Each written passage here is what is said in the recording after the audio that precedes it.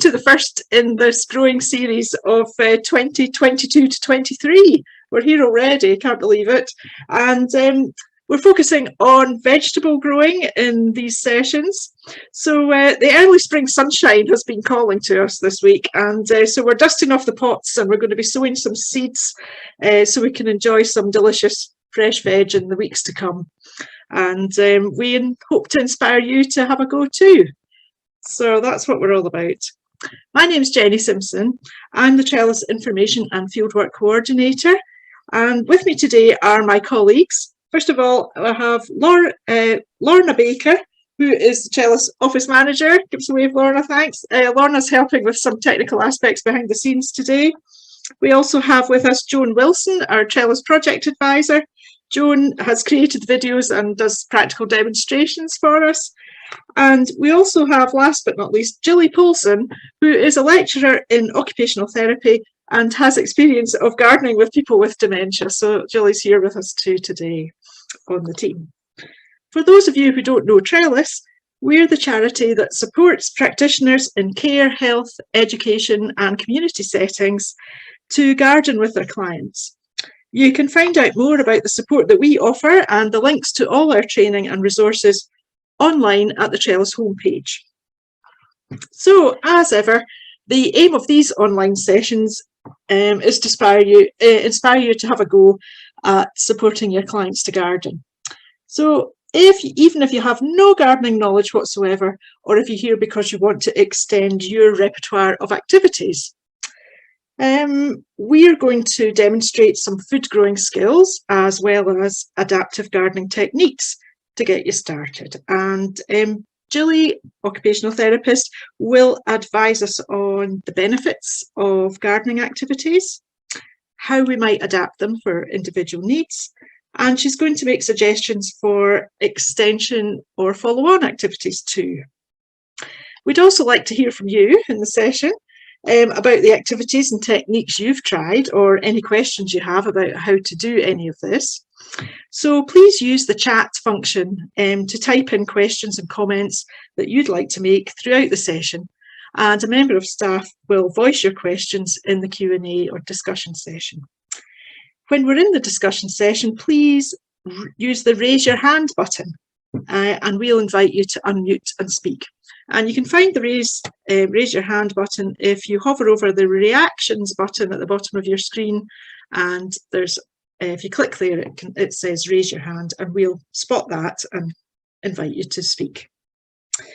So, because we're looking across the seasons of the lifetime of a plant, and from growing from seed to harvest, and we're looking indoors and out, Joan has used video to capture all the gardening and growing action. So we're going to play that video today, and that's going to last about 20 minutes. And then we're going to get some comments from Gilly, the OT, and then we're going to have the Q&A and discussion session. That's the shape of today's programme. At the very end, we're going to ask you for some feedback, and that's a short survey, and we'll post a link in our chat. If you click on the link, you get taken to the survey. And if you complete the survey today, we have a free giveaway of some vegetable seeds. So look out for them. Because we're posting out live plant material, we can only send it to those of you in the UK. Sorry about that, but those are the rules. We have to abide by them. So without any further ado, I'm going to hand over to Joan Wilson, who has prepared something fabulous for us. Joan. Oh, I'm going to ask Joan to unmute, and I'm going to... Sorry, yeah, I'm unmuted. Oh, like you. There you go. I'm talking to myself, yeah. I have to find something fabulous, so let's see if I can find something fabulous. Now, it's on my desktop, so let's find it there. And here we go. It's just coming up now. Okay, do you see that all right? It's just coming. I'm not seeing it all yet. No. Come on. Oh, there we go. Thank you. That's it. Okay, great. Nothing beats the taste of freshly harvested vegetables. whether it's a crunchy carrot or a lettuce leaf that tastes of lettuce. But perhaps the thought of growing in tending rows of our recommended 5 a day frankly sounds like a commitment too far. But don't rule veggie growing out just yet, as there are several vegetables that do lend themselves to growing in a container. And of course, growing pots of vegetables on the patio can stimulate an interest for those indoors and enables accessibility for the less mobile to get outside and have a go. Having vegetables to tend supports many outcomes, from the cognitive in selecting the vegetables to the physical activity of watering and manual dexterity of harvesting to an emotional connection in caring for the plants. Container growing can help keep things simpler too. Some vegetables need more light or space than others, so one vegetable type per pot makes looking after them easier. Other benefits include weeding being less arduous, as the vegetables quickly cover the compost, preventing weed seeds from growing. Watering can be easier, as the pots can be grouped together, saving on walking to and fro. And whilst physical movement and stretching is promoted, less bending and no kneeling supports the less able to get involved. Recycled containers can be sourced relatively cheaply, and growing bag compost helps keep to a tight budget. And once the vegetables have been harvested, the containers can be replanted to create a fresh seasonal activity in view, or, if required, removed completely for an impromptu patio party or to enable patio cleaning. So, what vegetables to grow? Start off by asking, what vegetables do you like to eat? Little point in growing broad beans if you don't ordinarily choose to eat them. Then do further selection by ruling out ones that need a greenhouse to grow successfully, such as the tall, upright growing tomatoes. Lettuce, radish, spring onions, broad beans, runner beans, carrots, courgettes, onions, potatoes and tumbling tomatoes have all succeeded on my East Ayrshire patio. And don't forget herbs too. Determine what space is available for devoting to container growing, ideally in a spot that is easily viewed and accessed from indoors, but be mindful to other uses that the patio might have, considering accessibility for tending and admiring, the location of a water supply, and ensuring that the spot gets good sunlight for the greater part of the day.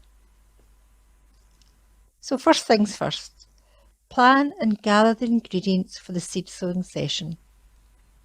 You'll need packets of your chosen vegetable seeds, good quality multi-purpose or seedling compost, containers in which you're going to grow the vegetables in, scoops such as spoons or mugs, labels in a pen, and a small watering can or bottle. And if it's later on in the spring season, or you'd rather not sow seeds, plug plants or young baby vegetable plants are available to buy in garden centres, which does away with the initial stages of seed growing.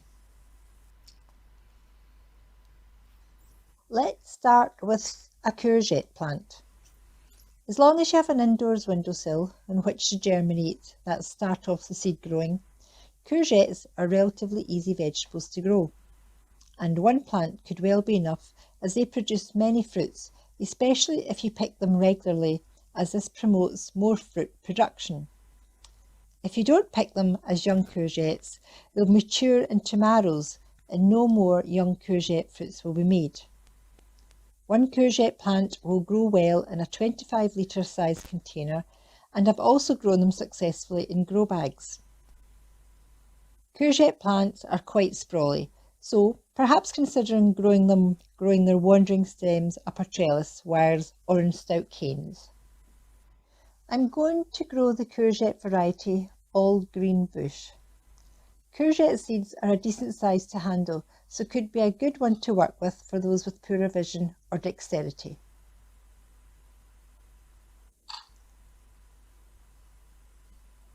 Break up any lumpy bits of compost. This is a nice wee tactile activity in itself.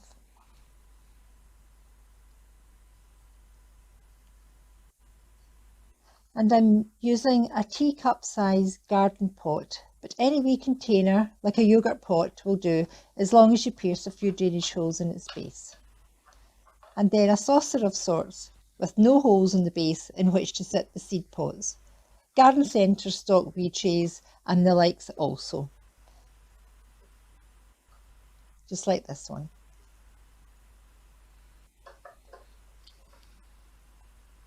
A wee tub or spoon to scoop the compost with,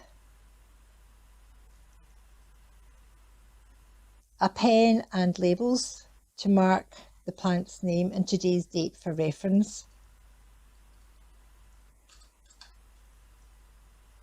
and a small watering can or bottle. First wee pot here, I'm using a spoon which may enable many more to join in the activity. And I'm filling up to this indented line marked in the pot. Avoid filling the compost any higher than this line. Tap the pot on the table, which will level the compost surface and knock out excess air gaps. Young roots don't grow so well in them. Give a good dousing of water, filling up the area from the water line, but not allowing so much water that it cascades over the sides. Courgette and pumpkin seeds are similar in that they are flat and skinny. Insert the seed's skinny side into the compost to avoid the flat surface gathering water and perhaps rotting. Push it in a good nail depth, maybe about 1.5 centimetres, and cover with a dusting of compost. And remember to label it. Plant's name, today's date, and perhaps the gardener's name too.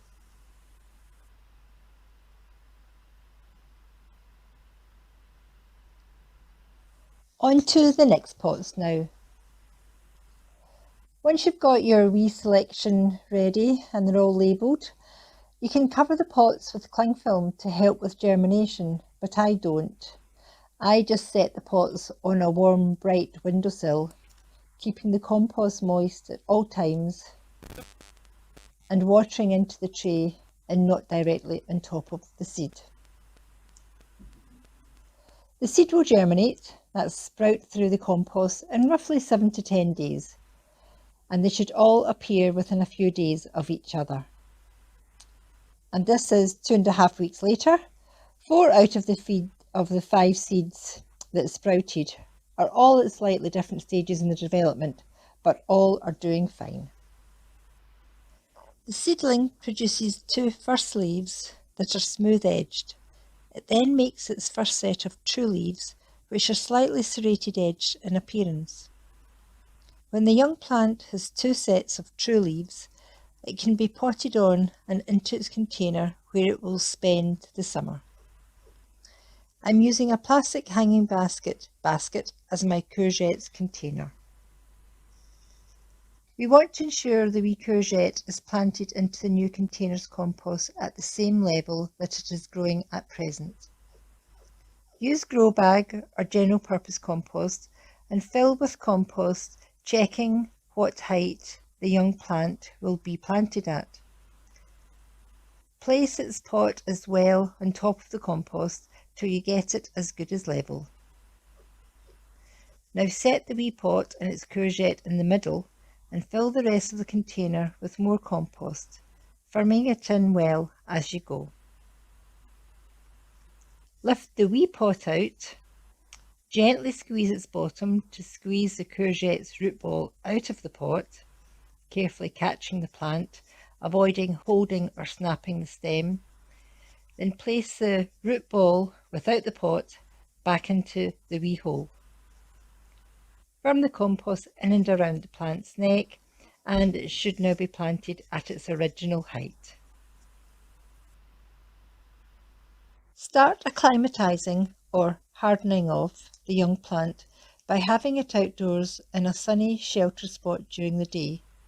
And once all chance of frosts have passed, the plant can then remain outdoors overnight also. The compost must be kept just moist at all times to ensure the plant crops to its full potential. Courgette plants produce both male and female flowers, and by the way, courgette flowers are edible, but it's only the female flower that develops into a courgette. If insufficient water is available, the plant will only produce male flowers, resulting in no courgette fruits being produced. Feed the compost fortnightly with a tomato fertiliser once the first flower buds appear. Fertiliser is the name given to plant food, and Tomorite is a proprietary brand fertiliser suitable for feeding to summer flowering and fruiting plants. Other similar products are readily available in larger supermarkets' seasonal aisles. Maintain regular watering also, and always water directly onto the compost without the rose spray head, avoiding spraying water where possible over the leaves and developing fruits. From sowing, the first fruit should be ready to harvest in 12 weeks' time. When the courgettes are around 10 centimetres long, twist them from the stem, don't pull them off, and they are much tastier and tender when harvested at this smaller size. And if you've never baked a courgette cake, then it's time you had a go. Peas prove another firm vegetable favourite and also lend themselves to container growing. Ditch the frozen version for the super sweet, freshly picked Patio Perfect ones. And because they grow upwards, supported on twigs or canes, they take up little space, introducing height interest with their delicate flowers that develop into the pea pods. Pick them young and cook or eat them whole, or harvest a tubful and enjoy a pea podding session. Let's sow some peas. Pea seeds are a good size to handle also, and I'm using a garden pot that's 28 centimetres deep and about 32 centimetres in diameter.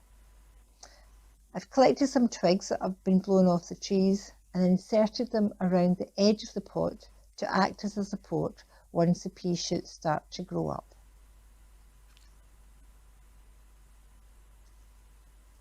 Popping one pea seed either side of these 4 twigs, about 2 centimetres down into this general purpose compost that's filled to 2 centimetres below the rim of the pot, so that there is plenty of space to water into and not have wet compost cascading over the sides onto the patio.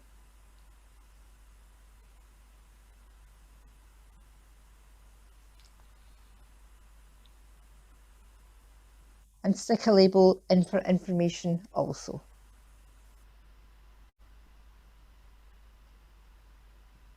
The developing pea stems will soon entwine their tendrils around the twigs, but you can buy wigwam-shaped supports or make your own by tying a tripod of canes together. Keep well watered and feed with a high potash plant food fertiliser such as Tomorite, already mentioned. Do this every 2 weeks once the first flowers appear. Pea pods will be ready to harvest from after 3 months from sowing. Perhaps sow and grow a second pot a couple of weeks after you've started the first pot off to extend the activity and also extend the supply of fresh peas. Now for spinach, a very versatile veg for the kitchen cook. It's high in nutrients and grows great in a container too. I'm recycling a shopping bag for life as my container to grow the spinach in. So, the spinach seeds are fairly big enough for most to handle and are a different shape and colour to our previous seeds, so can make for an extension activity or interesting conversation piece.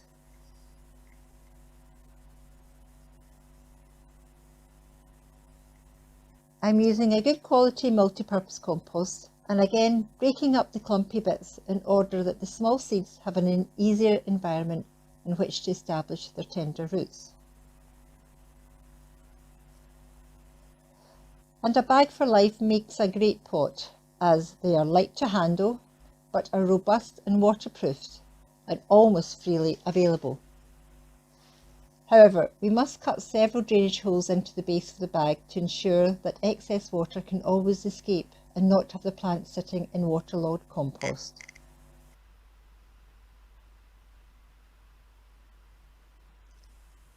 So I've cut out 4 little holes now for drainage. I don't need all this depth of bag to grow spinach in. Things like spinach, pak choi, salad leaves don't need lots of depth for their roots, so I'll roll it down to about 30 centimetres high. Now I'm going to fill it up with the compost. You can use a large scoop or your hands.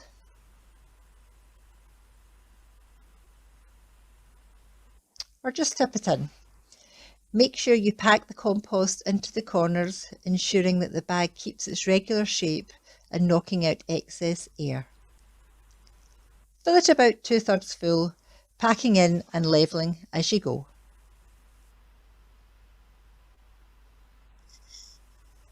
I'm going to sow 3 rows of seed,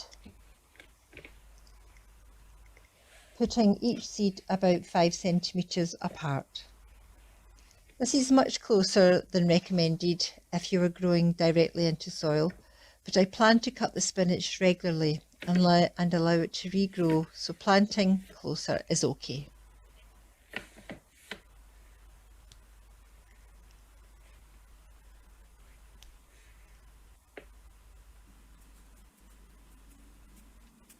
Press each seed into the compost about 2 centimetres deep, then level off the compost and water well with a rose spray on a watering can.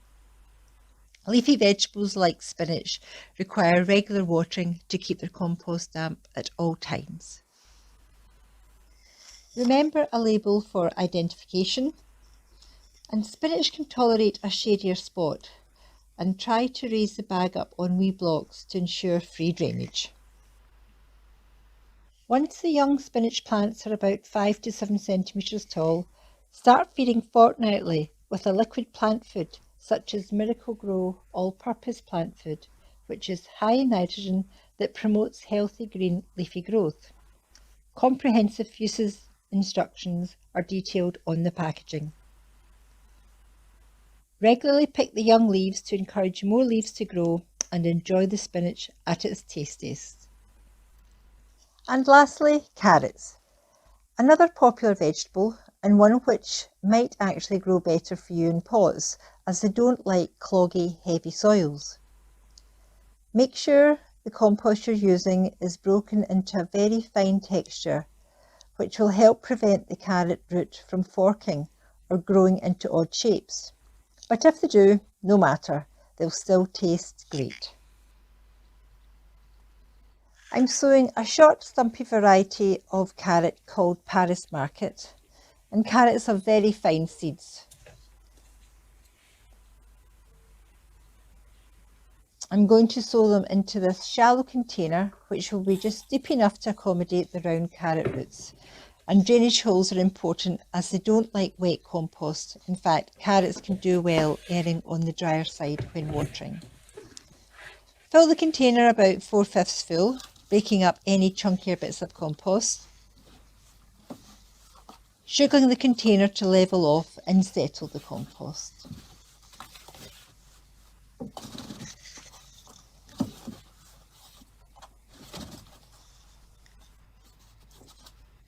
Use a spoon or pen to make 2 shallow drills 1 centimetre deep. Pop in some labels for information and reference.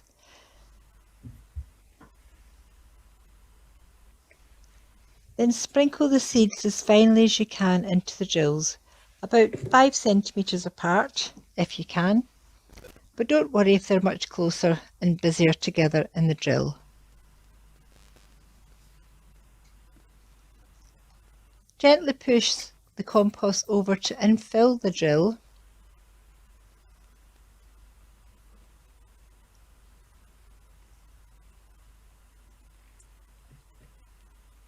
And when setting outdoors, Raise the container onto wee blocks to ensure good drainage at all times, and water well with a rose head watering can or bottle. The carrot seeds should start to germinate in around 14 days. Because I sowed them much closer than my suggested 5 centimetres, I'm now snipping out every other leafy top. This allows the remaining carrots to have more space for their roots to swell up. And other than keeping the compost weed free, the carrots will not require much more care. They'll be ready to pull, tender and tasty in around 10 weeks' time. So again, successional sowing every 2 weeks during April and May will ensure fresh carrots throughout the summer months. Please note, it's good practice to wet and compost before sowing seeds. However, as we are suggesting this activity as a tabletop session, the containers may become too heavy to safely lift and move. Therefore, we are recommending that watering takes place once the containers are positioned in their final growing spot. To help keep you on track and perhaps inspire even more gardening activity, check out the many excellent online resources. We especially like Gardener's World's no-nonsense approach and good information. And perhaps take out a gardening magazine subscription and enjoy a monthly delivery of colourful and timely information and a coffee table reference too. And keep your doorstep growing simple to ensure that it is doable and enjoyable. Remember, only grow vegetables you will eat. Site the pots in a sunny spot, although lettuce and spinach do enjoy some shade. Water daily if no rain falls with you, as containers dry out very quickly, and direct the water at the compost, avoiding the leaves if possible. And keep a watering can filled and handy to encourage others to feel free to water the plants also. Raise the containers on wee feet to ensure good drainage and not have soggy compost. And feeding the maturing plants will definitely reap benefits. And lastly, harvest the vegetables as soon as they have some eating in them. The younger they are picked, the tastier they tend to be. But most of all, enjoy the experience.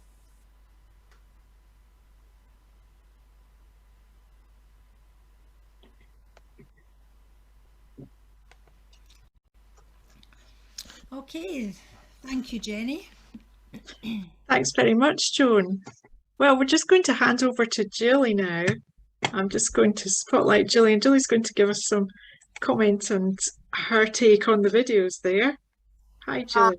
Thank you so much, Joan. What a fabulous, we were promised something fabulous and we got something fabulous. So that's good. Great range of different activities. Brilliant to be on the patio, I think, as well, and thinking about spaces that are visible to people often draw people in. It's like that, the opposite of out of sight, out of mind. And it's not too far to go, is it, if you've got an accessible patio? So a really good way of encouraging people, I think, to be involved. I thought of a couple of, and I'd be really interested to hear other people's views, but I've thought of a couple of things to perhaps make sure enabling people to take part, or including people who might find aspects of that activity a little bit more difficult. So ways of sort of adapting it. And one of the things that we've talked about before in many trellis events is kind of that doing the activity as a group, but each person doing, or a couple of people doing, a different part of the activity. That's quite good for people who maybe need to do something repetitive, or might struggle with following all the steps in the activity.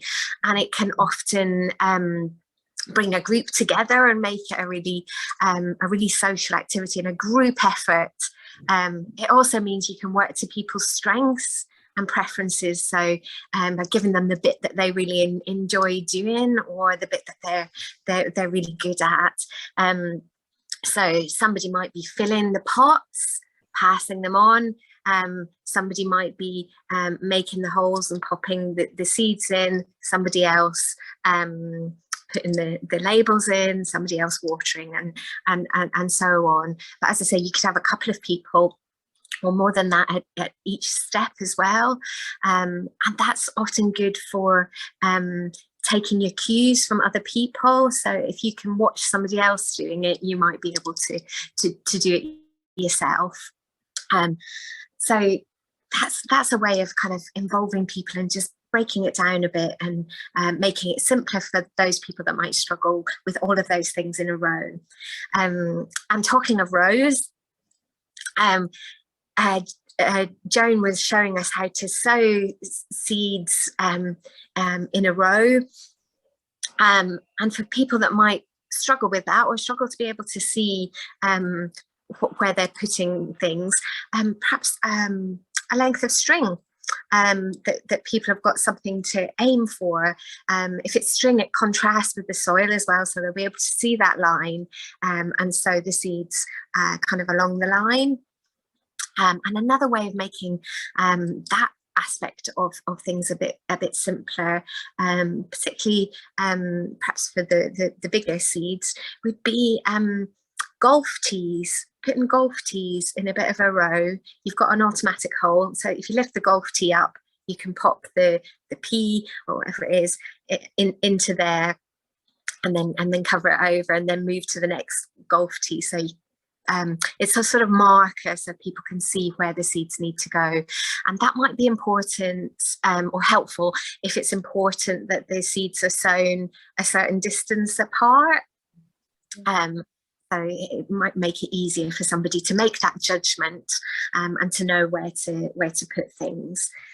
So that's just a couple of things that I thought of to make it a little bit more easy. We're also talking about ways of offering more choice, or ways of keeping the activity going. And Joan mentioned there about collecting using twigs to form a wigwam, and also moss. So gathering twigs so that you can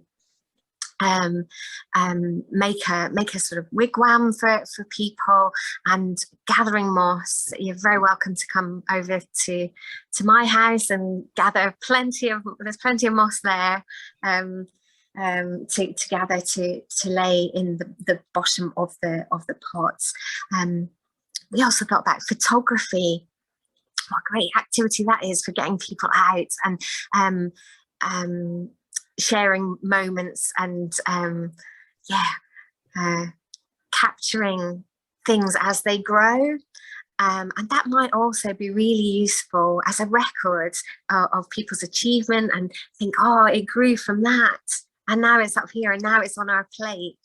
But also Joan was suggesting that might be really useful for having a record of how to do the activity as well. So using photographs, so that perhaps another member of the team can do it, or perhaps for the clients might find that helpful as a photographic guide to how to do that activity, and also what it should look like at various stages of its development. So after a week, this is what you might expect it to look like roughly, and this is the finished product. So using photography as well.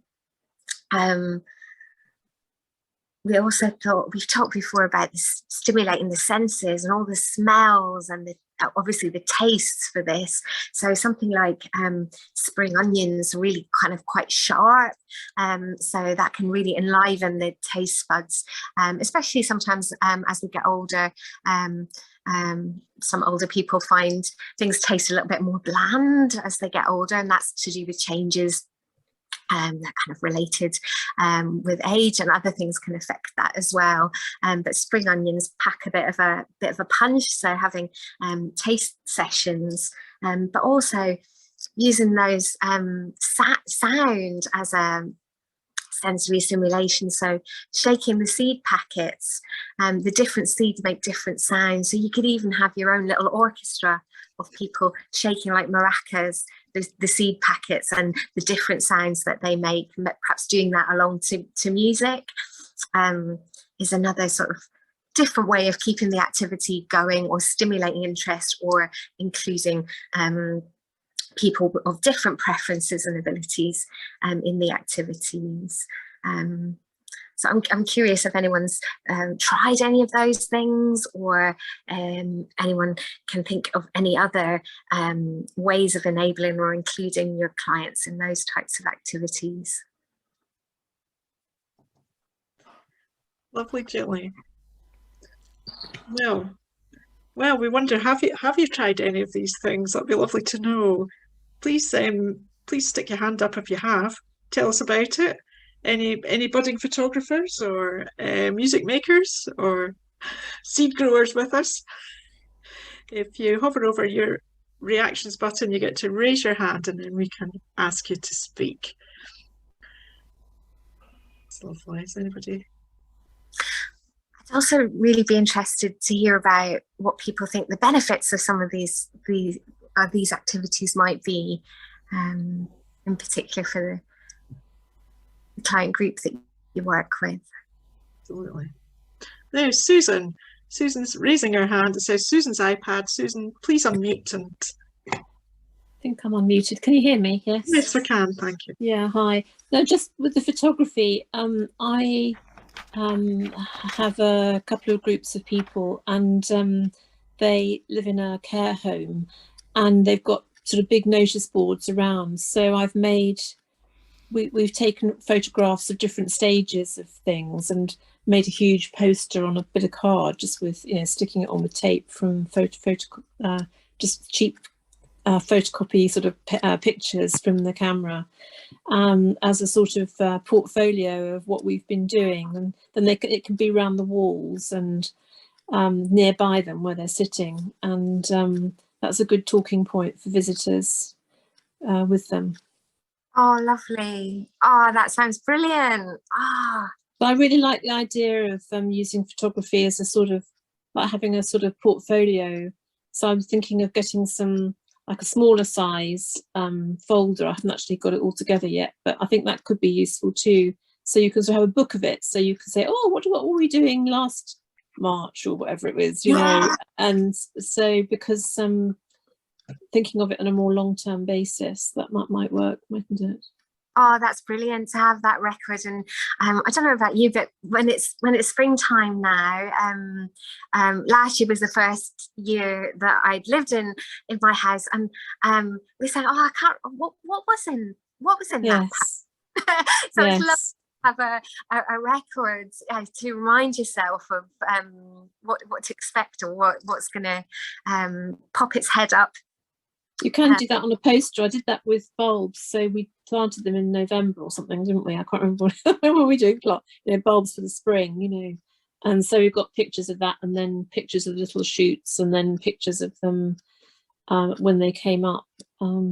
It's a good activity, and I think it's a nice idea to think of the clients taking their own photographs.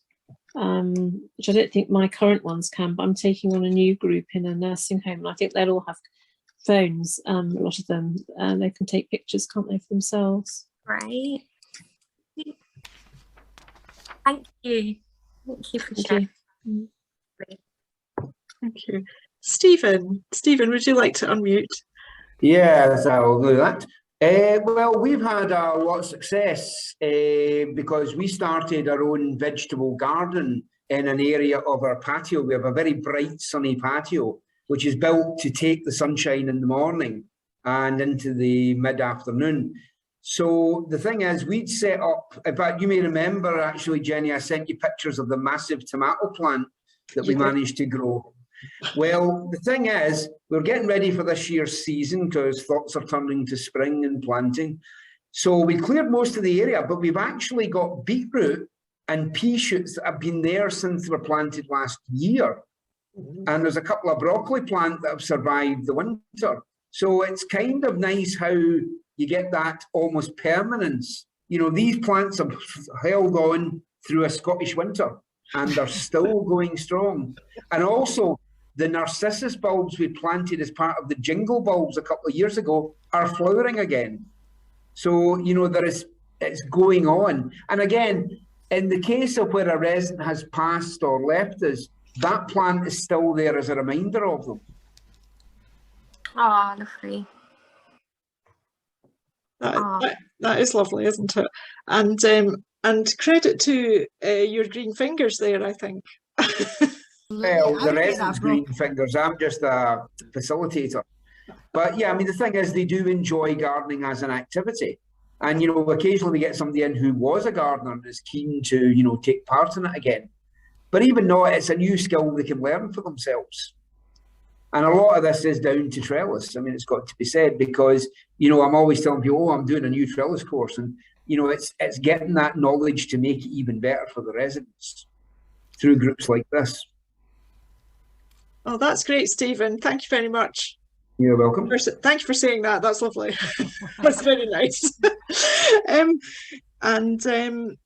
If any of you have signed up for the hanging basket session, you might see a lovely photograph of a hanging basket in full bloom, and I just want to attribute that to Stephen. Thank you very much for sending that in, Stephen. It's coming very useful. That's brilliant. But that's lovely to hear that your clients are so involved in doing that and growing on a patio, because that's something that we've identified as being very doable.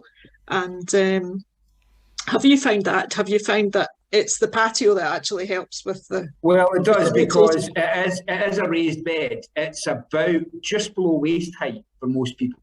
So, you know, it's easily accessible. Although the back of it, that's the bits I have to plant. But at the forward edge, residents can easily access it. And certainly they can do a bit of watering or similar activity, as was said. So it works really well because we've got that specific area set aside only for the vegetables. And again, it's something that tied in because a couple of years, well, before the pandemic, we had our last care inspector inspection. And I was talking to our inspector and explained the plans for it. And he was extremely, extremely enthused. He loved the idea of residents being able to grow material they could then consume. So it's a complete cycle. And he was very excited about it. And I can't wait to see him again and say, well, here's the pictures. We actually did it. Wow. I've got a nice shot of a cabbage surrounded by big red round tomatoes that were growing. So in fact, that tomato plant yielded up 84 tomatoes from a single plant. Wow. And a good tip, our maintenance manager, Russell, is a keen gardener and vegetable grower himself. And he did a very good tip, and we tried it out and it worked extremely well. What we did was we harvested the tomatoes when they were green, and we then put them in trays in our tank room in our lower ground floor where the water tank for the building is. It's cool, it's dark, and they ripened twice as fast. If you leave them in the cool, dark area, whoof, they end up going bright red in next to no time, even though they're not attached to the plant. So we got a great yield from them. So somebody might find that useful. Apparently, if you put tomatoes you take off the vine into a cool, dark place, they will ripen very well indeed. That's the beauty of gardening, isn't it? There's always something new to learn. And you mentioned there about the residents kind of learning new skills and things. And I'm just struck by that. That's one of the things in the sort of NHS 5 ways to well-being. So things that help us with our well-being is. Well, is another thing about it is our company operates its own in-house version of Facebook called Magic Moments Club. And in many cases, when the residents have completed this activity, I'll be photographing them. It then goes up and their families can see them actually gardening. Brilliant. So, again, it knocks on. And that's, sorry, I don't mean to interrupt you there. That's a lovely way of connecting with other people, an activity that connects people with others, and you can see what's been going on. Well, having the families involved is part of Brighter Kind philosophy. So we always encourage families. I mean, on many occasions when we've been doing gardening type activities, I've had family members sit in and assist the resident to complete the task. So they do it as a team effort, and a great way to involve families. Brilliant, yeah. Sounds like you could do your own produce fair as well. Well, it's not that big an area, but I'd honestly be quite happy if we actually use even a small amount of it within the in-house cooking, because that in itself, we can document the process, take photographs in the kitchen, and show that the residents are consuming their own produce. Because as I said, the care inspectorate were delighted at the thought of that. Because, I mean, it's a triangulation. They carry out an activity, they complete an activity, and then they eat the activity. So it's a complete link to a process. Right. And then another great activity is looking for recipes, isn't it? For including some, more unusual things like, the beetroot cake or the... given our kitchen staff, that should be a problem. It's brilliant. Can I just add on to Stephen's tomato ripening? Yep, absolutely. A cool, dark place will definitely ripen. But if you've got the space, actually take the whole plant into the dark space to ripen, because the tomatoes will absorb the sugars from the main tomato plant. So the ripening tomatoes should be sweeter. Does that make sense? I hope that makes sense. So if we're getting to the end of the season and your tomatoes are still green and they've not had a chance to ripen, do as Stephen says. But if you've got the place that you can actually take the whole plant in and hang it upside down and let the tomatoes basically ripen on the drying up stems, you'll have beautiful tomatoes. But I see we've got some questions here, Jenny. Will we maybe try and we do answer them? Indeed, we've got one. Kelly was asking how often you should feed, and you mentioned fortnightly. Is that the case? Yeah, as a general rule, I would suggest fortnightly, and I wouldn't start doing it until you see the first sign of the actual fruit developing. So once the bud of the flower or the bud of the courgette flower starts to develop, that's when I would suggest you start feeding. Watering is a definite from the word go, unless we've got a deluge of rain, but watering every fortnight is pretty good. Lovely. And I had a question about the feeding. You were showing us that Tomerite, you could use Tomerite for both the courgettes and the peas. Mm-hmm. Could you also use it for the spinach? Does it work for the spinach too? So, or do you need a different type? Yeah, it does work for the spinach, because we're doing here's a little promotion for another of our live Zooms coming up. We're doing a plant feeding session. It ties in with the fruit feeding, doesn't it, Jenny? It does. And off the top of my head, I can't remember the date, so I'm not going to make up the date's name. But we cover fertiliser and plant food in more detail in a couple of weeks' time. But the short of it is there's 3 main ingredients that plants like to eat, and your fruiting plants and your flowering plants, like of your courgettes and your tomatoes, like something like Tomerite that's high in potash. That's your K part of the NPK in fertiliser. Your green plants like cabbage and lettuce and spinach, they like the N part of the NPK in your fertiliser. So that's why I'm suggesting that you choose a fertiliser that's got lots of N in it as opposed to a lot of K in it. Okay. But you also get general purpose fertilisers that have got equal amounts of N, P and K, and that would do all your plants evenly. It depends how particular you want to be, but a bottle of Tomerite or Asda's own tomato food or Morrison's own tomato food are every bit as good, and they only cost a couple of pounds, but you're only feeding them, once my tomatoes are growing full guns, I actually feed them weekly, every Sunday night to be exact. Read the instructions in the back of the packaging. They're really, really thorough. Lovely. Thank you very much. Now, Stephen said that, well, he's told us that he's been growing veg on his patio, but he had some pest problems last year. So he's wondering if we've got any advice for him there.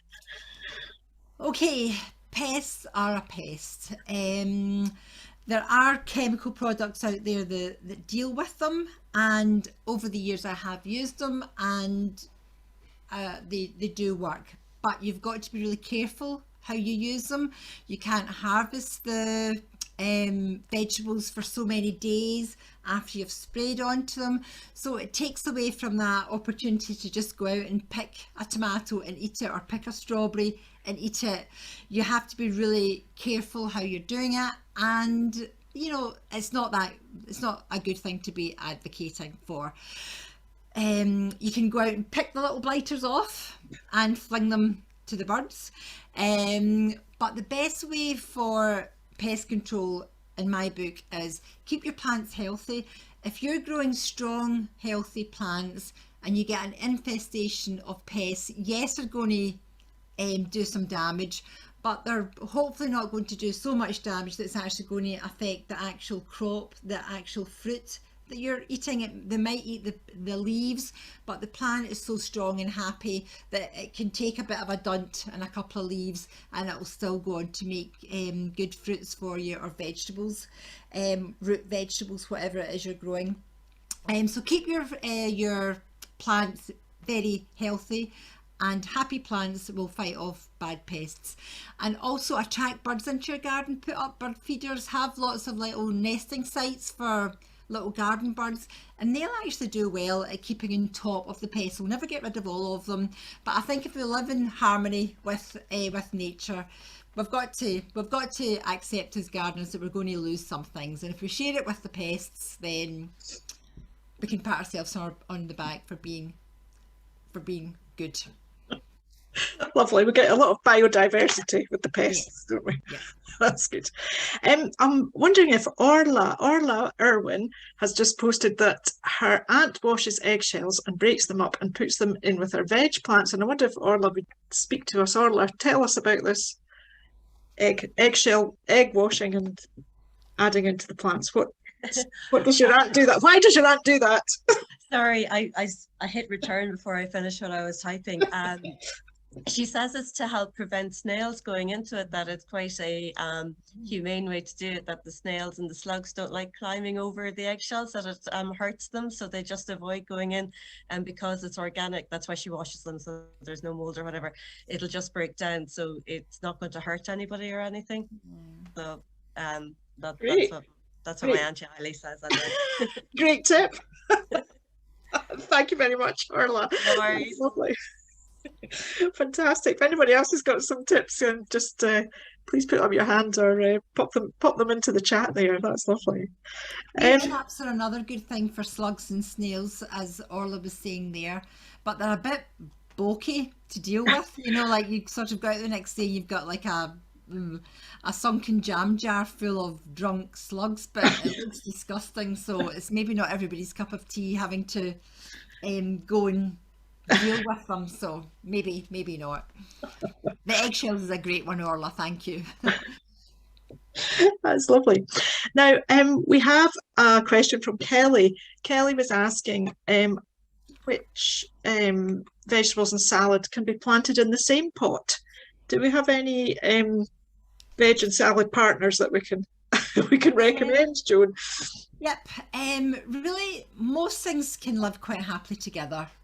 Really, I've done some odd things over the years where there's been a space and I've just plonked it in, but what you really want to be trying to do is have tall things, like some maybe peas or beans that are growing up canes at the back of your pot or in the center of the pot, and then the area around the circumference that can be handed over to lower vegetables such as your lettuce or your radish, spinach, So just think about the ultimate height that things are growing to, and plant taller things in the middle, and smaller things to the front. A bit like when you're getting your photographs taken, tall people to the back, short people to the front.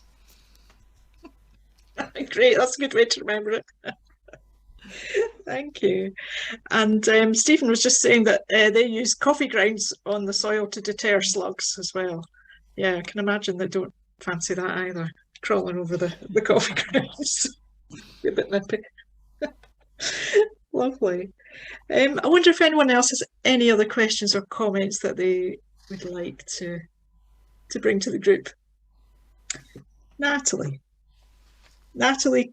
could you unmute and tell us just about what you said in your post today?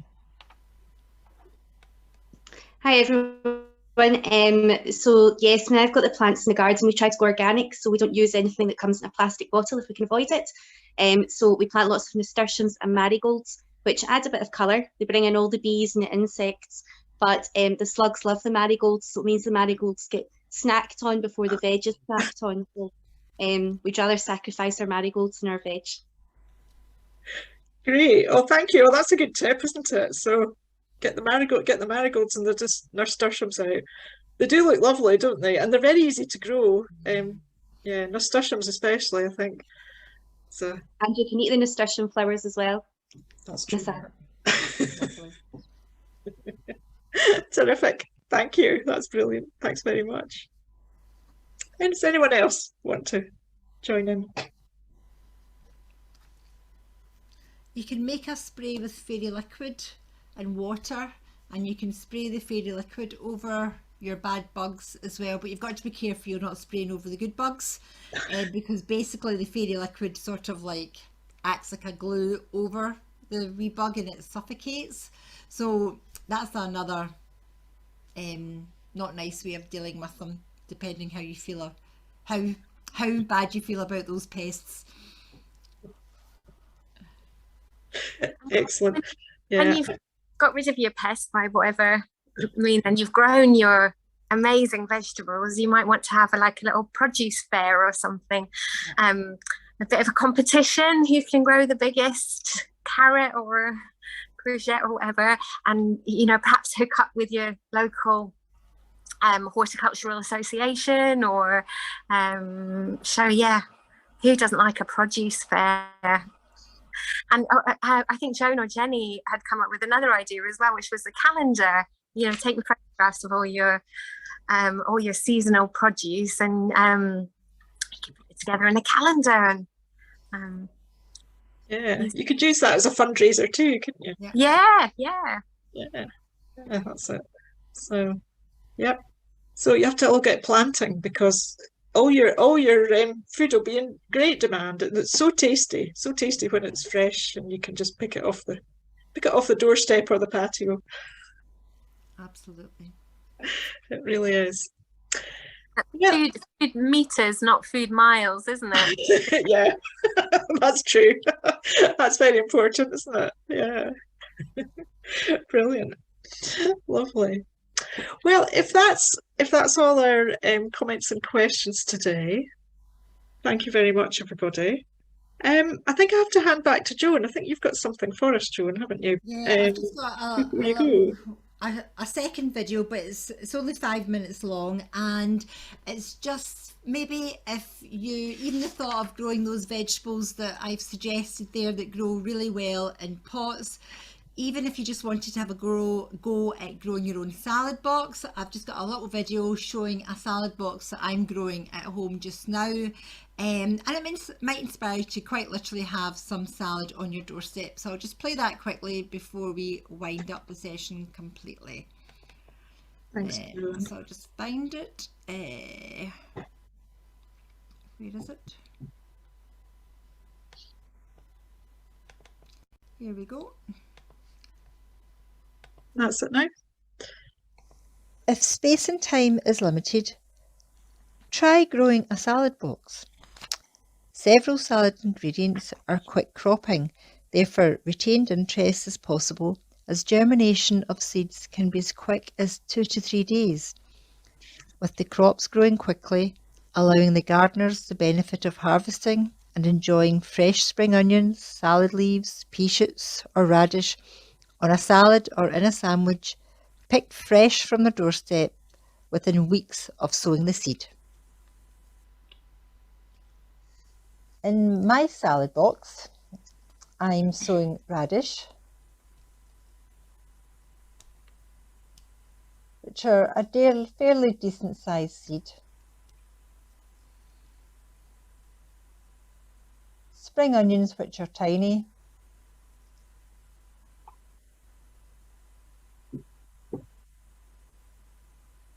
And leaf salad, which are also a wee bit tiny to handle.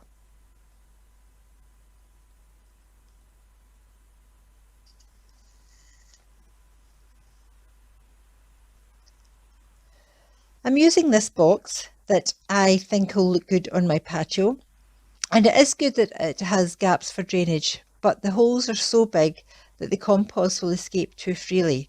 So I'm going to line it with a bin bag, or you could use hessian or moss.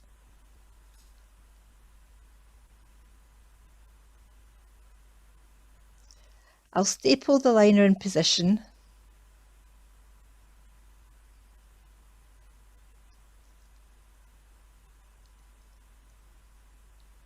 and then I'm going to snip a few holes in the liner to allow for drainage.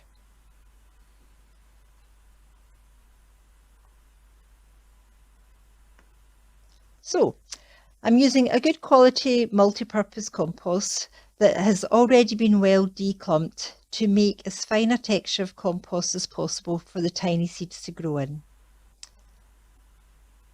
Pack the compost into the corners and fill the box about 4/5 full, and keep an eye out for any missed chunky bits of compost. Then level off with your hands as flat as possible.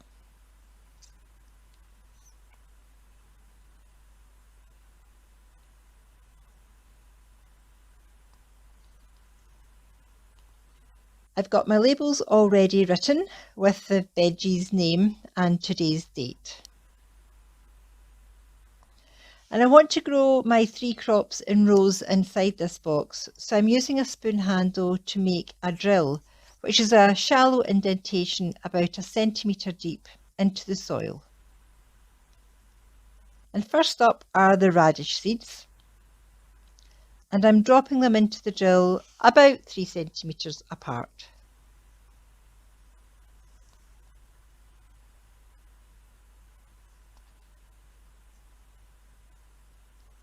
Next are the spring onions,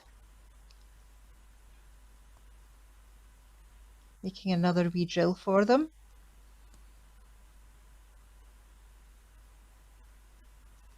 They're very footy, so I'm just going to sprinkle them as finely as I can the length of the drill.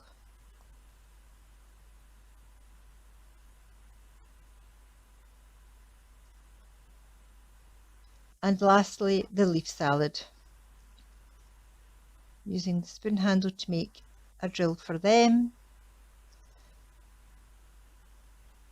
And again, also tricky to handle and see. So perhaps mix in some sand. This gives more purchase, so easier to pinch sand and seed together. And you can also see where you've sown the seed.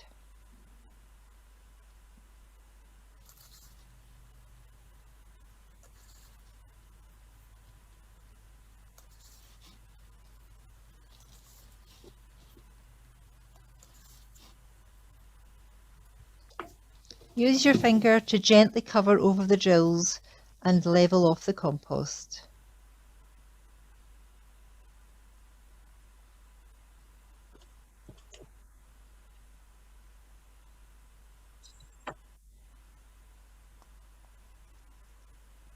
Now there are loads of seeds left in these packets, so how about sowing another box every couple of weeks for a continuous supply of fresh salad ingredients over the summer? Use a fine spray to water the salad box to avoid dislodging the seeds and the developing young plants. And if you're using a fresh bag of good quality compost, no additional plant feeding will be required for these quick cropping salad plants. And these fresh ingredients for your salad should be ready for harvesting within 4 to 5 weeks.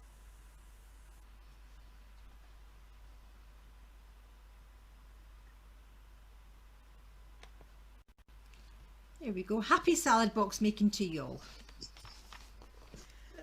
Thank you very much, Joan. That was terrific. Well, thank you very much to everyone for your contribution to today's session. You can catch it on YouTube soon. We'll be uploading it over the next few days. So I just want to say a very big thank you to Gilly Poulsen, our occupational therapist. Thank you very much, Gilly, for your top tips there on assembly lines and golf tees and photography. That's terrific. Thanks very much. And also to Joan Wilson for videos and your demonstrations. Joan, thanks so much for those. And also to Lorna Baker, thank you for your technical help today.